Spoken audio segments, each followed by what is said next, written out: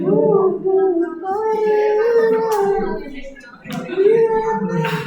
mohon perhatiannya teman-teman. Assalamualaikum warahmatullahi wabarakatuh. Waalaikumsalam warahmatullahi wabarakatuh. Ya, ada pepatah mengatakan Tak sayang tangan tak kenal. perkenalan kami dari kelompok 9 ingin mempresentasikan yaitu Influence Will Be. Ya, perkenalan saya Andika dan rekan saya. Saya Rizkia, saya Diananda. Oke, saya Rin. Nomor berlama-lama langsung saja. Oke, apa sih itu Influence Will Be? Jadi suatu kondisi di mana karyawan merasa aman, nyaman, dan juga merasa puas dalam kondisi baik-baik saja di lingkungan kerja. Nah, selain itu, karyawan juga pada saat bekerja harus mengalami yang namanya sehat secara fisik, mental, maupun psikologis. Seperti itu. Nah, jadi employability itu punya dimensinya sendiri dan ada 3. Yang pertama itu ada life well-being atau WWB. Yang kedua ada work-life well-being atau WWB, dan yang ketiga itu ada psychological well-being atau PWB. Jadi yang pertama life well-being itu kesejahteraan hidup yang terdiri atas personal, family care, dan family members. Jadi kesejahteraan pekerja itu mungkin akan tersokong dari kesejahteraan family mereka, keluarga mereka. Jadi dari situ akan terbentuk pribadi yang mungkin sejahtera di lingkungan kerja juga karena ada sokongan dari keluarga. Lalu yang kedua ada work-life well-being, yaitu kesejahteraan di tempat kerja yang elemennya tuh terkait work-life elements, terus ada kompensasi dan manfaat, terus ada perlindungan tenaga kerja, layanan logistik, gaya manajemen, dan pengaturan kerja. Lalu yang ketiga ada psychological well-being atau kesejahteraan psikologis yang terdiri dari pembelajaran, pertumbuhan pribadi, prestasi kerja, dan aktualisasi diri. Jadi dari kesejahteraan psikologis mungkin saja, jadi mereka dia bisa mengontrol kesejahteraan diri dia sendiri. Jadi apakah hal atau perilaku yang akan dia lakukan itu benar dan akan menumbuhkan kesejahteraan dalam dirinya, itu tuh masuknya ke psychological well-being.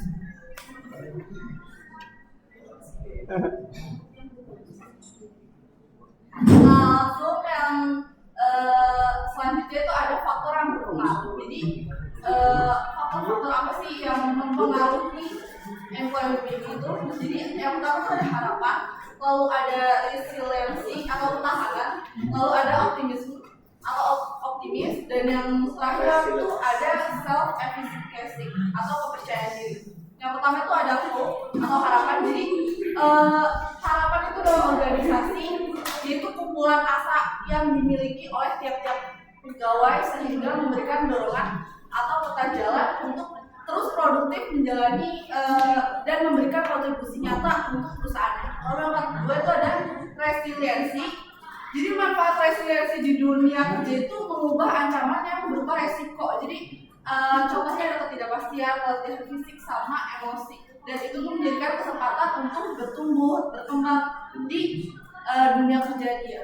Lalu yang ketiga itu ada optimisme.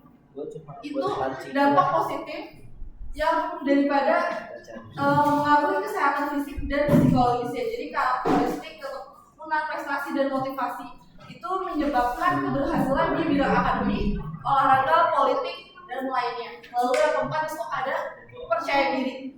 Jadi ini tuh mengacu sama keyakinan individunya. Kalau misalnya dia mungkin pede ya, jadi bisa tuh dia menumbuhkan kesejahteraan dalam dirinya dari rasa percaya diri tersebut.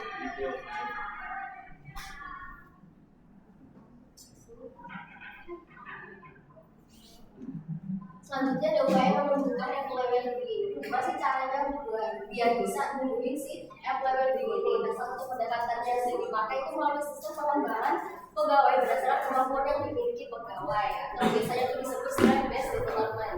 Jadi konsep ini itu melihat bahwa setiap individu memiliki karakter yang unik serta kekuatan yang harus dikembangkan.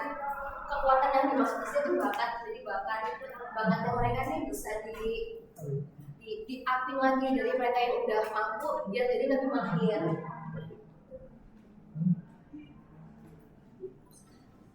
Terus selanjutnya ada pendekatan dalam melihat employee well-being. Ini ada 3. Yang pertama ada subjective well-being.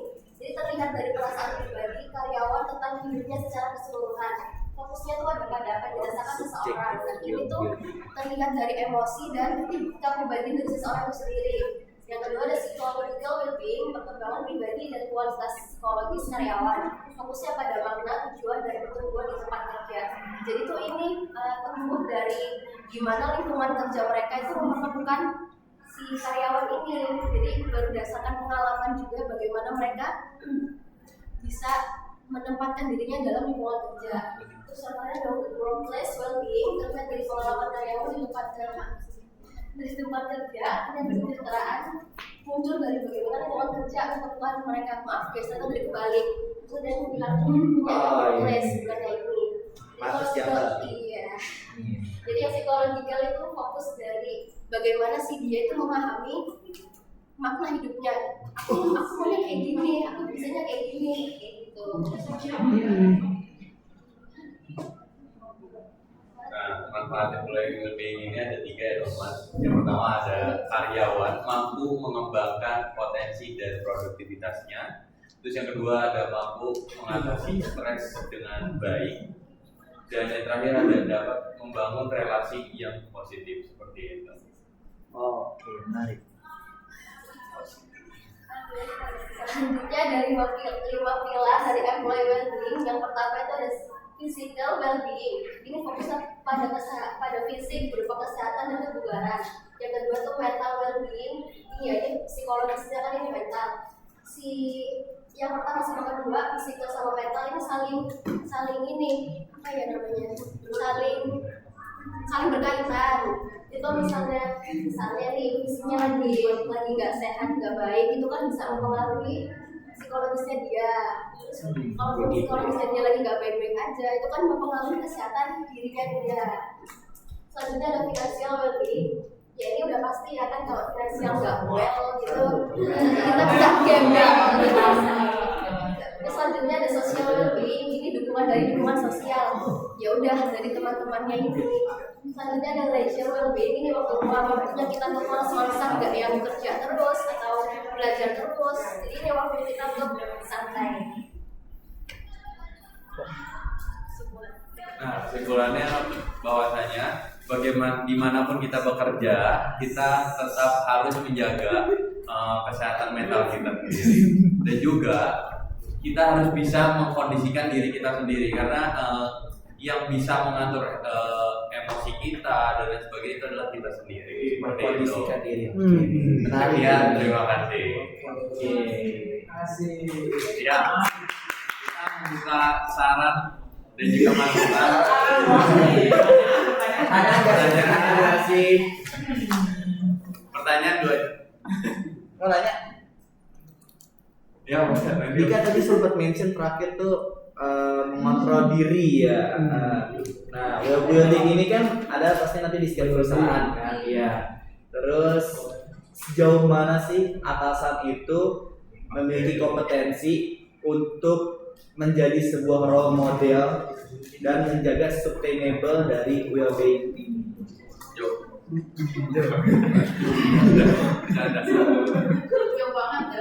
banget.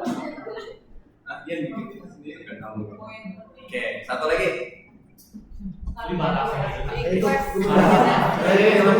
Sebelah sini belum nih. Sebelah sini. Iya biasanya Iya. itu sama dulu deh.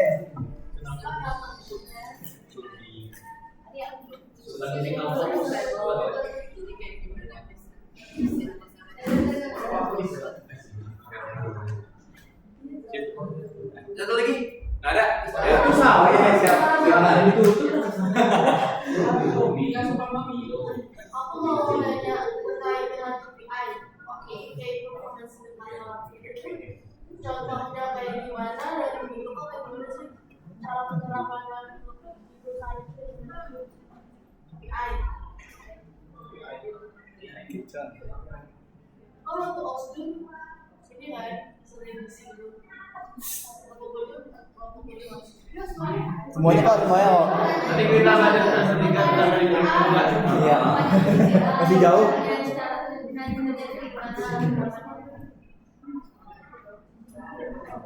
Ini dong, asal.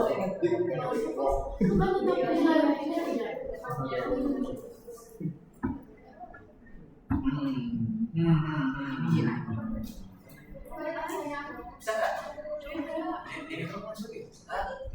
Oh, tadi jelas nama masuk enggak gue langsung. Jadi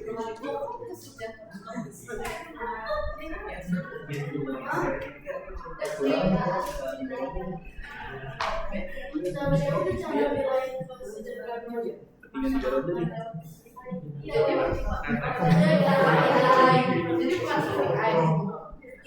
cara menilai kesejahteraan masyarakat lewat KPI yang ada di dalam apa Melalui lebih ini.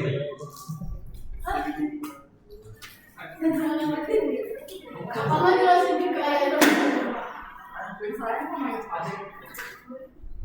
Iya, kita kan kesejahteraan gimana secara kesejahteraan para karyawan. Nah kalau KPI kan penilaian kinerja indikator kinerja karyawan. nanti baca dulu semester 3 semester 3.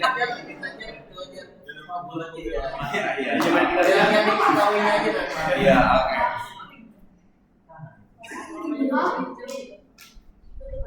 dan jelasinnya secara Yang kami ketahui aja. Oke, sip.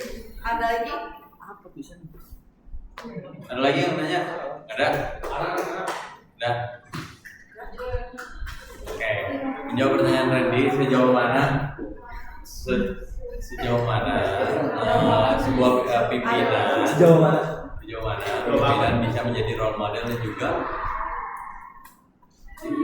Menjaga sustainable.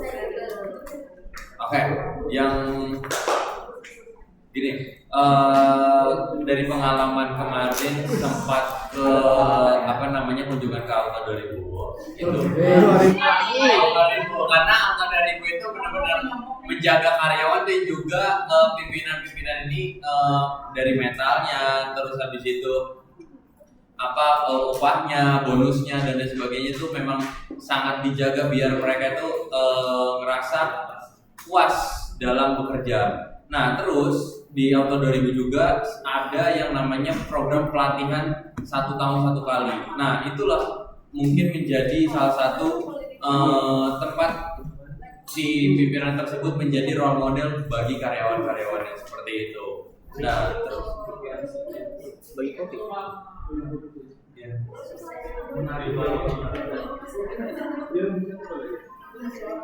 Ya. Itu yang sub itu Sustainable nya gimana Ya. tuh? Menjamin Dia nggak tahu bisa berkelanjutan tuh, nggak cuma jangka pendek doang gitu. ya yang role model. Iya gitu, dan Will Day-nya tuh bisa terus ada gitu, nggak cuma event tahunan. dengan cara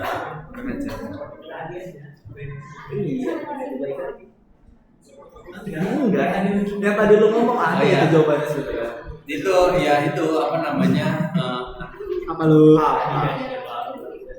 oh iya gimana caranya ya itu apa namanya mereka mulai dari misalnya siapa tahu kan, terus habis itu mereka juga ada salah satu program yaitu ngobrol bareng apa sih Ngopi. ngobar yang menjaga mentalnya itu biar jangka panjang. Yang mana Ya nih? kurang lebihnya kayak family gathering biar apa namanya silaturahminya juga dijaga. Ya itu kurang lebihnya. Ya sekian, terima kasih. Oke. Itu yang mana belum tuh?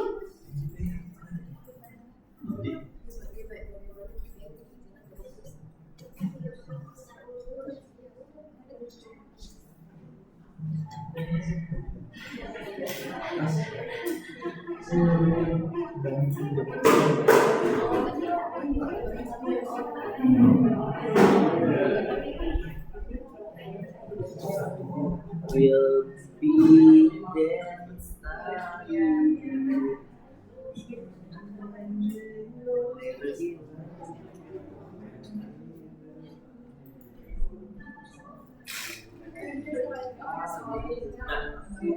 Oke, izin menjawab dari pertanyaan apa kaitannya will be ini sama KPI yang kami ketahui saja ya.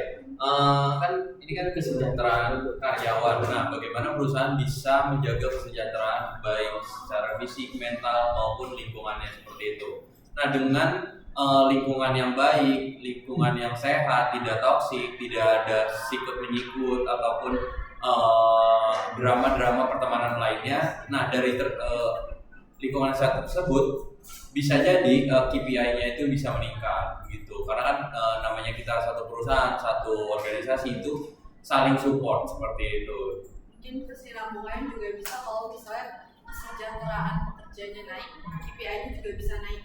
Mungkin kayak ada sokongan, ya kenyamanan dari mereka di lingkungan kerja dan membuat itu jadi contohnya kayak zona nyaman mereka dan memang udah mungkin jadi have fun aja, nggak ngerasain beban dari pekerjaannya dan indikator mereka bisa meningkat karena hal tersebut gitu. Thank you. Oke, mungkin cukup dari kami kelompok 9 kurang lebihnya mohon maaf. Wassalamualaikum warahmatullahi wabarakatuh. Masih 9 menit lagi. Next ya, yang terakhir ya, Nino. Yang